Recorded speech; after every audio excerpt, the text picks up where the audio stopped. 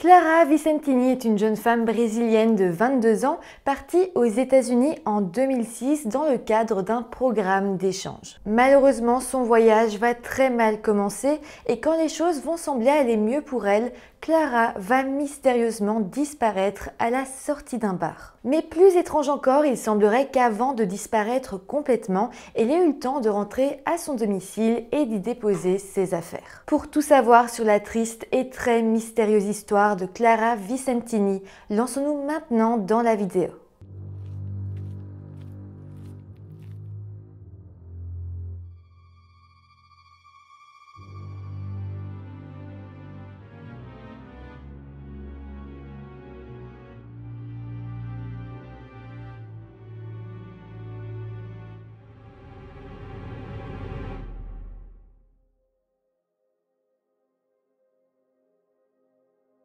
Hello tout le monde, j'espère que vous allez bien. Je vous retrouve aujourd'hui avec une histoire qui s'est passée aux États-Unis, mais c'est l'histoire d'une jeune femme brésilienne. Cette histoire est irrésolue aujourd'hui, mais vous allez voir qu'il y a quand même un suspect très intéressant dans cette histoire. Aussi, je tenais à vous dire qu'en ce moment, je suis au Canada. Cette vidéo, je l'ai enregistrée un petit peu avant mon voyage. Si vous avez envie de suivre mon voyage ainsi que celui de Sean, le monteur de la chaîne, eh bien, vous pouvez le suivre sur mon compte Instagram. Donc, n'hésitez pas à y aller. Je mets le lien dans la barre de description comme d'habitude. Avant de commencer la vidéo, comme d'habitude, je vous rappelle de vous abonner à la chaîne si ce n'est pas encore fait. Et voilà, maintenant que tout ça est dit, lançons-nous dans la vidéo. Clara Vicentini est née le 29 avril 1983 et vivait au Brésil dans la petite ville de Goiânia avec ses parents Tania et Orlando Vicentini ainsi que ses deux petites sœurs. Carla a eu une scolarité tout à fait classique et a toujours été vue comme une bonne élève. Elle était d'ailleurs extrêmement travailleuse. Sa famille la décrit comme une jeune femme gentille, intelligente mais parfois un petit peu naïve. C'était aussi quelqu'un de très joyeux avec un rire contagieux mais surtout Carla était une jeune femme avec de très grands rêves. En 2006, alors qu'elle était âgée de 22 ans, elle était sur le point de faire un voyage aux États-Unis en tant qu'étudiante d'échange. Il faut aussi savoir qu'au Brésil, Carla avait un petit ami qui s'appelle Thiago. Ils avaient alors prévu de vivre en relation à distance pendant cet échange. Évidemment, Thiago comprenait surtout que Carla avait toujours vécu dans sa ville natale et elle avait donc vraiment hâte de pouvoir découvrir une grande ville américaine. Le programme d'échange auquel elle participait devait durer 5 mois. Elle allait alors vivre juste à côté de la ville emblématique des États-Unis, New York. En fait, Carla avait passé des années à épargner pour s'offrir ce grand voyage et là, elle était enfin prête. Par contre, je précise que Carla parlait portugais, elle ne parlait pas du tout anglais et donc elle comptait apprendre la langue sur place. Aussi, je vous le précise, mais le programme d'échange n'était pas un programme d'échange scolaire. En fait, il permettait simplement à des personnes d'un autre pays de venir pendant quelques mois vivre aux États-Unis. Donc, en payant ce programme, les organisateurs s'occupaient de tout ce qui était administratif, des transports, de trouver un travail à Carla et de lui trouver un petit logement. C'est alors le 19 janvier 2006 que Carla est arrivée aux États-Unis dans la ville de Newark, dans le New Jersey, juste à côté de la ville de New York. Elle n'était pas seule à son arrivée, en fait le programme l'avait jumelée avec une autre jeune femme qui s'appelle Maria Eduarda et donc les deux filles allaient vivre ensemble. Carla s'est alors rendue accompagnée de Maria jusqu'au motel où elles allaient vivre pendant ces 5 mois. Il s'appelait le motel Roxbury mais il ne se situait pas exactement dans la ville de Newark mais dans sa périphérie dans la petite ville de Ledgewood. C'était en fait une petite ville de campagne qui était d'ailleurs encore plus petite que la ville natale de Carla. De plus, le travail que le programme avait trouvé à Carla se trouvait vraiment pas très loin de ce motel et il s'agissait d'un travail dans un restaurant appelé le White Castle où elle était donc engagée en tant que serveuse. Mais bon, clairement, Carla déprimait un petit peu parce qu'elle avait économisé pendant des années, tout ça pour se retrouver dans une toute petite ville qui effectivement se trouvait près de New York. Mais bon, elle devait quand même rouler une bonne heure en voiture pour se rendre jusque-là. Et sinon, là où elle vivait, il n'y avait pas grand-chose, il y avait un ou deux magasins, mais clairement elle s'ennuyait. Carla a alors décidé d'appeler son père Orlando pour lui expliquer la situation et à quel point elle se sentait mal, mais aussi pour lui dire que sa chambre dans le motel était vraiment miteuse et au milieu de nulle part. Orlando a alors décidé de prendre les choses en main et a appelé l'un de ses vieux amis qui s'appelle José Meidera Martins Fernandez, qui était un comptable de 65 ans originaire du Brésil. José vivait en fait dans un appartement sur Ferry Street dans la ville de Newark, dans une zone assez touristique et populaire où il y avait pas mal de restaurants, de bars et de magasins. En gros, c'était un endroit bien plus épanouissant et bien plus proche de New York. Orlando a alors négocié avec son ami José pour que sa fille Carla ainsi que son amie Maria puissent venir habiter chez lui dans sa chambre d'amis et José a fini par accepter. Carla et Maria ont fini par emménager chez José le 6 février 2006. Et d'ailleurs, par la même occasion, Carla s'est trouvée un nouveau travail qui était donc plus proche de là où elle habitait actuellement. C'était encore une fois un emploi de serveuse dans un restaurant appelé le Mediterranean Manor, à quelques pâtés de maison, donc de son nouveau logement. Après ça, Carla a de nouveau appelé sa famille et là, elle allait beaucoup mieux. Elle disait que les choses commençaient enfin à aller de son côté et qu'elle pensait vraiment qu'elle allait pouvoir commencer à s'épanouir et à profiter des États-Unis. Malheureusement, 3 jours plus tard, Carla va disparaître mystérieusement sans laisser aucune trace. Plongeons-nous alors dans la soirée du jeudi 9 février 2006. C'était une nuit froide et enneigée, on est en plein mois de février sur la côte est des États-Unis, donc clairement oui, il faisait très froid. Ce soir-là, Carla terminait son travail au restaurant à 22h30 et après ça, elle a décidé de se rendre à l'Adega Bar & Grill qui se trouvait à proximité de son travail et où Maria, donc sa colocataire, y faisait son tout premier jour de travail. Donc Carla allait rendre visite à Maria, voir si tout se passait bien pour elle et en même temps elle comptait rester un petit peu là, discuter avec elle ou même avec d'autres clients. Maria travaillait en fait comme serveuse de cocktails et évidemment si Carla comptait rester c'était aussi pour siroter quelques cocktails. Mais bon, juste après son arrivée, en voyant que tout se passait bien pour Maria, elle va lui dire qu'elle va juste faire un aller-retour à l'appartement pour se changer parce qu'elle était toujours avec ses habits de travail, l'appartement se trouvait pas loin et elle voulait se sentir un peu plus jolie, donc elle lui a dit écoute je pars quelques minutes, ne t'inquiète pas et je reviens après. Carla va alors revenir quelques minutes plus tard comme elle l'avait dit. Mais là, ça va être assez étrange parce que Maria va remarquer que Carla était en état d'ébriété. Comme si le temps où elle était partie, Maria avait bu assez rapidement quelque chose de très fort qui l'avait donc rendue ivre. Mais c'était assez étrange parce que Carla était censée avoir simplement fait un aller-retour à l'appartement, donc ça voulait dire qu'elle aurait bu toute seule à l'appartement, ça paraît un peu bizarre, mais bon, Maria devait travailler donc elle est un petit peu passée outre. Bon, par contre, elle a tout de même essayé de garder un œil sur Carla et c'est là qu'elle l'a vu entamer une conversation avec un homme. Cet homme, Maria va le décrire comme un homme blanc, mesurant à peu près 1m80 pour 90 kg, avec des cheveux poivre et sel et une barbe courte. Elle dira aussi que l'homme avait un comportement assez calme, mais une allure un peu étrange. Carla et cet homme vont alors discuter pendant un petit moment, et d'ailleurs Maria va trouver ça étrange parce que Carla ne parlait pas un mot d'anglais à ce moment-là, donc ils essayaient de discuter, mais l'homme parlait pas portugais non plus, donc c'était une sorte de conversation, mais ça voulait pas dire grand-chose. Finalement, à 2h30 du matin, lorsque Maria se préparait à fermer le bar, eh bien, Carla était toujours en train de discuter avec cet homme. Donc là, Maria a été voir Carla et lui a dit « Écoute, le bar va fermer, qu'est-ce que tu fais? Est-ce que tu m'attends dehors? Est-ce que tu rentres à l'appartement ?»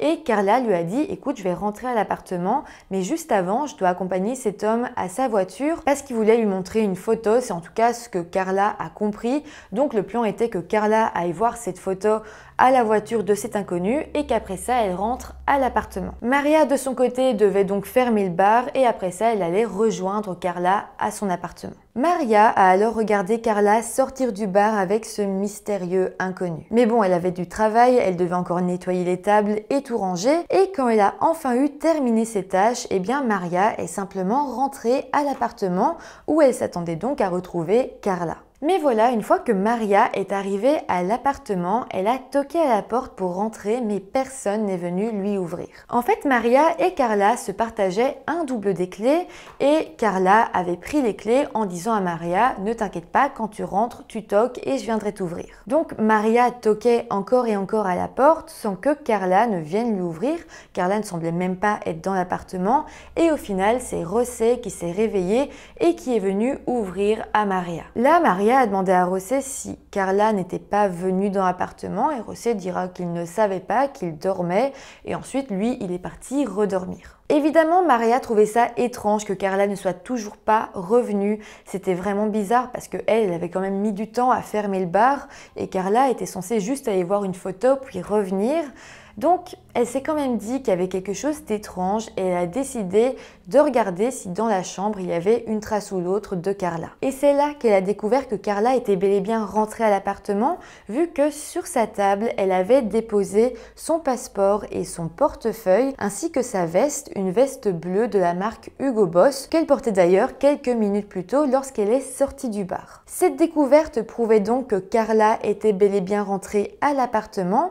Mais voilà, elle était nulle part, ce qui était tout de même assez énigmatique. Mais voilà, en voyant les affaires de Carla, Maria s'est un petit peu calmée et s'est dit « Bon, si Carla est rentrée à l'appartement et qu'elle est ressortie par la suite sans prendre toutes ses affaires, c'est qu'elle n'est pas très loin et qu'elle va rentrer dans quelques minutes. » Alors Maria a attendu des heures et lorsque le jour s'est levé et que Carla n'était toujours pas rentrée, elle a su qu'elle devait appeler la police. Lors de sa déposition, Maria va alors parler du dernier moment qu'elle avait vécu avec Carla et elle dira « Elle m'a dit qu'elle allait sortir dehors avec ce type et qu'elle rentrerait plus tard chez elle. Que dans 10 minutes tout au plus, elle serait à la maison et m'ouvrirait la porte pour que j'entre. J'ai essayé de parler avec ce gars. Il ne parlait pas un mot de portugais et elle ne parlait pas un mot d'anglais. Par contre, Maria va expliquer aux enquêteurs que Carla lui avait donné un petit papier avec le numéro de téléphone de cet homme inconnu juste avant qu'elle quitte le bar. Je ne sais pas pourquoi est-ce que Carla avait donné ce numéro de téléphone à Maria. Est-ce que c'est parce qu'elle avait peur ou est-ce que c'était juste par précaution comme ça?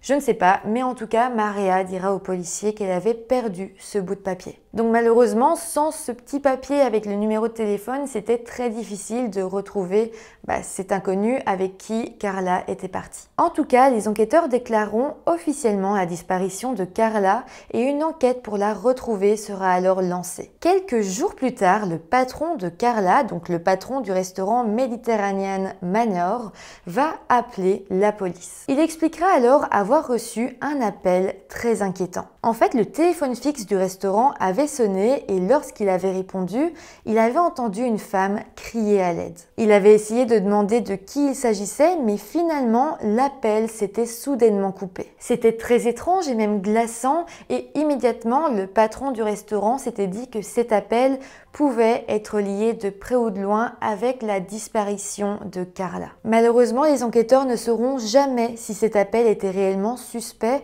ou s'il s'agissait d'une mauvaise blague. Par contre, quelques jours plus tard, la police recevra à leur tour un appel anonyme. Au bout du fil, il y avait un homme qui voulait rester anonyme, mais qui affirmait que Carla était détenue captive dans un motel dans la ville de Honesdale, en Pennsylvanie, à un peu plus de 2 heures en voiture de Newark. Malheureusement, là encore, les enquêteurs n'arriveront pas à identifier l'appelant et déclareront qu'ils ne savaient pas si l'appel pouvait être crédible. Mais bon, la police recevra d'autres témoignages, notamment de certaines personnes qui diront avoir vu Carla, ou en tout cas une jeune femme qui pouvait lui ressembler, en train de marcher seule dans les rues de Newark. Alors j'ai cherché à savoir s'il y avait des caméras de surveillance à proximité de l'endroit où Carla avait justement disparu, mais il semblerait qu'il n'y en avait aucune, donc il n'y avait aucune trace des derniers moments de Carla et aucune caméra n'avait même filmé ce mystérieux inconnu avec qui elle était partie. Évidemment, on était en 2006, il y avait bien moins de caméras qu'aujourd'hui, mais je trouve que cette histoire vient encore une fois nous montrer que les caméras peuvent avoir du bon et peuvent réellement aider dans ce genre de situation. En tout cas, les enquêteurs vont trouver une autre piste qui va être extrêmement intéressante. Rappelez-vous que Carla, au moment des faits, avait un petit ami qui s'appelait Thiago. Eh bien, Thiago va parler aux parents de Carla et il va leur faire une révélation. Il expliquera que la veille de sa disparition, Carla avait appelé Thiago en pleurs. Elle disait qu'elle se sentait très mal et elle va avouer que José, donc l'homme de 65 ans chez qui elle vivait, l'avait en fait agressée sexuellement. Thiago, sur le moment, n'avait pas vraiment su comment réagir, il n'avait pas posé plus de questions.